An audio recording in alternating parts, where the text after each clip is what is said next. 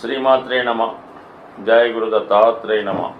ఈ వీడియోలో మనం మే 1వ తారీఖు నుంచి 15వ తారీఖు మధ్యలో జరగబోయే పక్ష ఫలితాలు పరిశీలిద్దాం. మరి ముఖ్యంగా ఇప్పుడు ఈ పక్షంలో మేషరాశి వారికి ఏర్పడినటువంటి గ్రహస్థితి పరిశీలించినప్పుడు 4 గ్రహాలు 12వ స్థానంలో ఉండడం జరిగింది.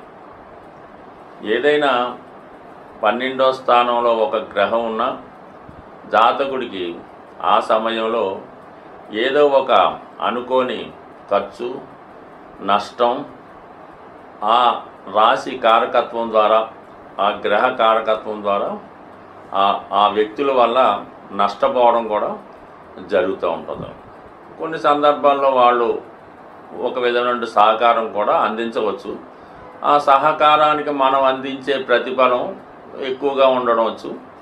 అంటే ఏదైనా మనం ఒక సంఘటన జరిగిన తర్వాత దానికి మనం ఖర్చు పెట్టినటువంటి ఖర్చు అప్పటికప్పుడు ఆనందంగా ఉన్నప్పటికీ కూడా దాని తర్వాత అది అనవసరంగా అనిపిస్తూ ఉంటుంది.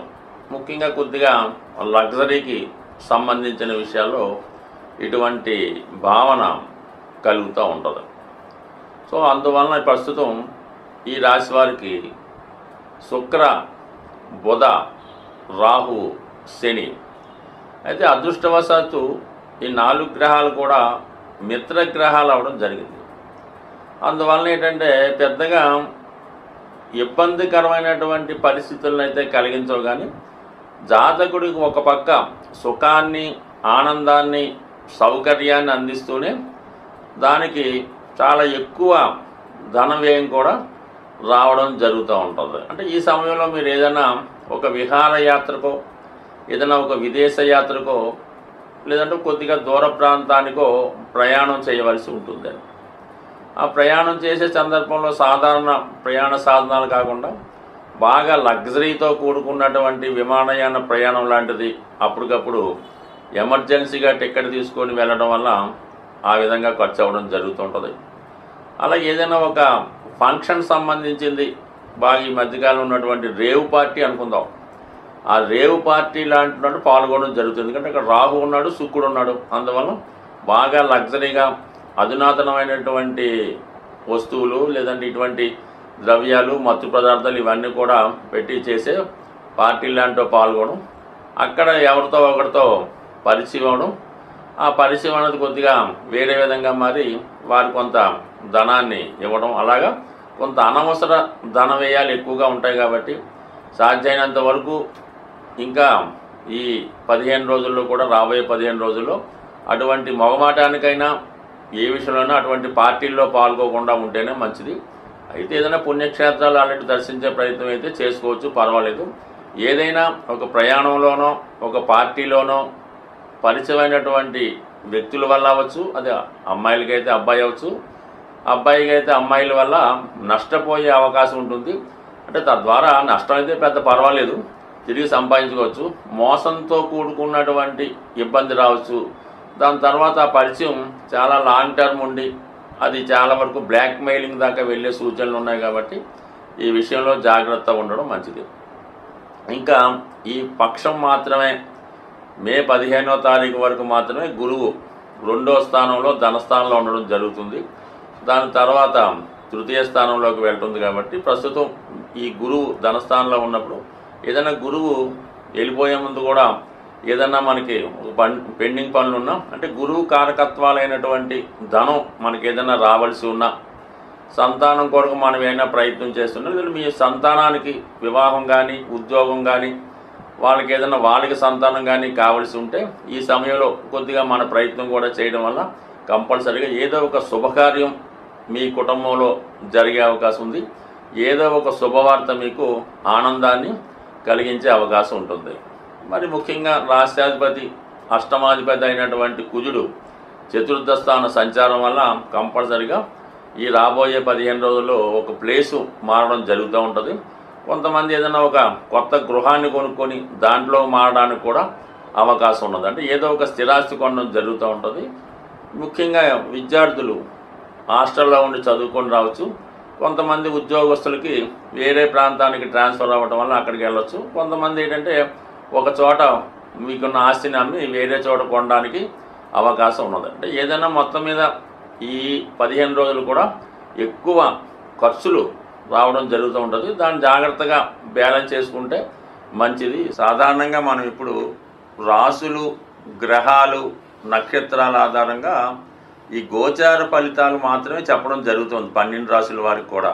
అంటే ఒకే రాశిలో కొన్ని కోట్ల మంది ఉండడం జరుగుతూ ఉంటుంది.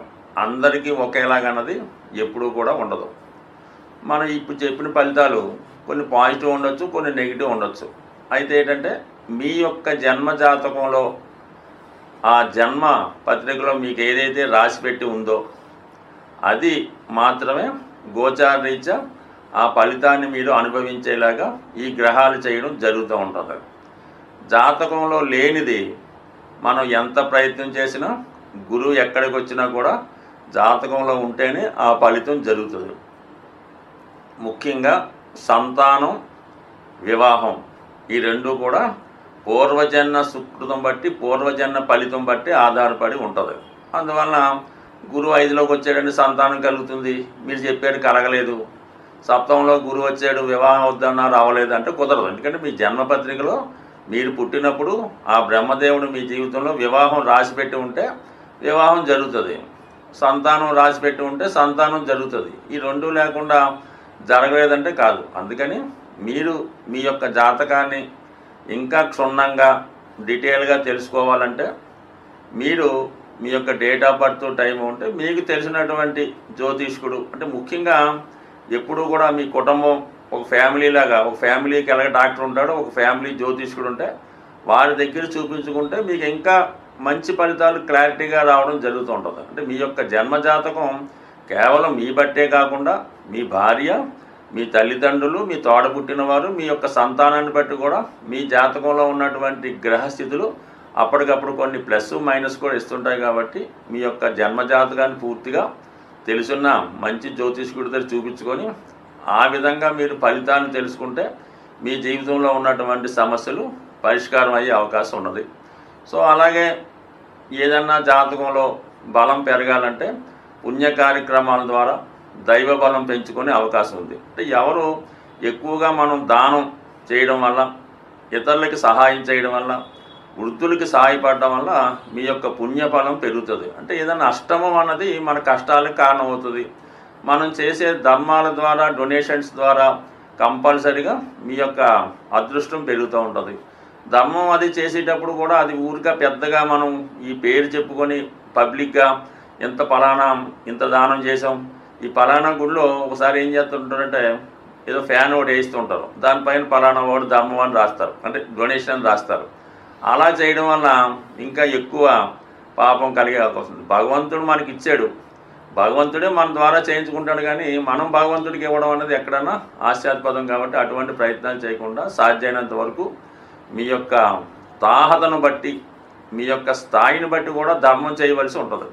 లేనివాడు ₹1 ధర్మం చేసినా అది అతడి ఖాతాలో ధర్మ ఫలితం కలుగుతుంది. అయితే ఉన్నవాడు వాడి స్థాయిని బట్టి వాడు కూడా ₹1 చేస్తే వాడికి పెద్దగా ఫలితం రాదు, దానివల్ల ఉపయోగం కూడా లేదు. కాబట్టి ఏదన్నా ఒక పని చేసినప్పుడు అది అవతల వాడికి ఉపయోగం ఉండాలి, అది మీ యొక్క స్థాయికి తగ్గట్టుగా ఉండడం జరుగుతుంది. అందుకే మొత్తం మీద ఎక్కువ ధర్మ కార్యక్రమాలు చేయడం వల్ల కంప్లీట్గా మీ యొక్క దోషాలు పరిహారం అవుతాయి. అలాగే మూగజీవులకు కూడా సాధ్యమైనంత వరకు సేవ చేయడం అన్నది మంచిది. స్వస్తి.